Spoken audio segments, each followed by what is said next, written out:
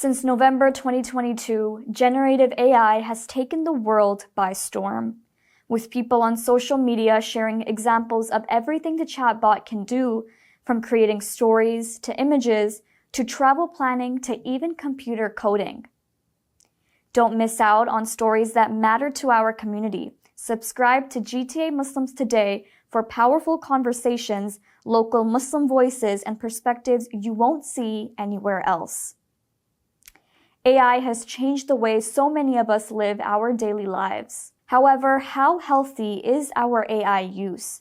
Are we using it too much? Are we too dependent on it? What about young people who are currently still getting their education?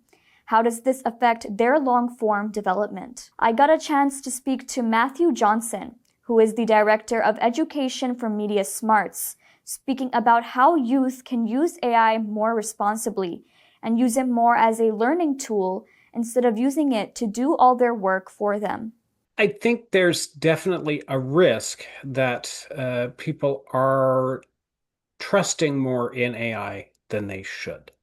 And I think there is some good evidence to suggest that. There is a lot of evidence that shows that the more people know about how AI works, the less likely they are to trust it. So the people with high levels of trust in AI are people who don't understand well how it works.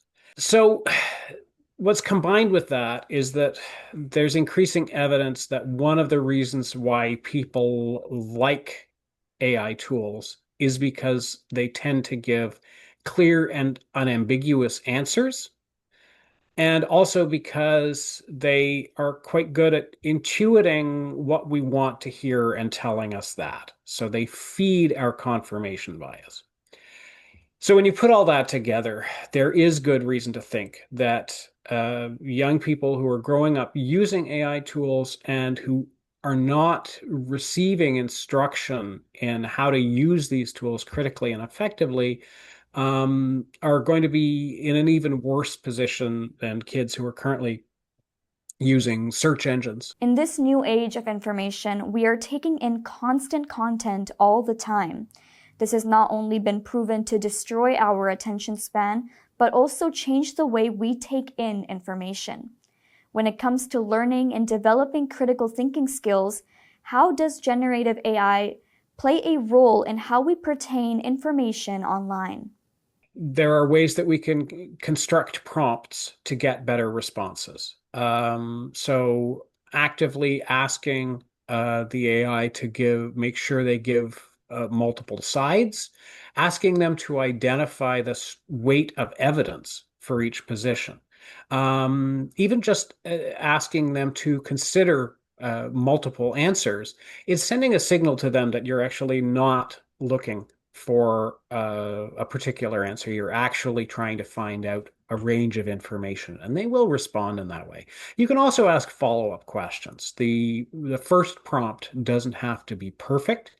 So you can say, after it gives a response, you can say, for instance, what would be some reasons to think the opposite was true?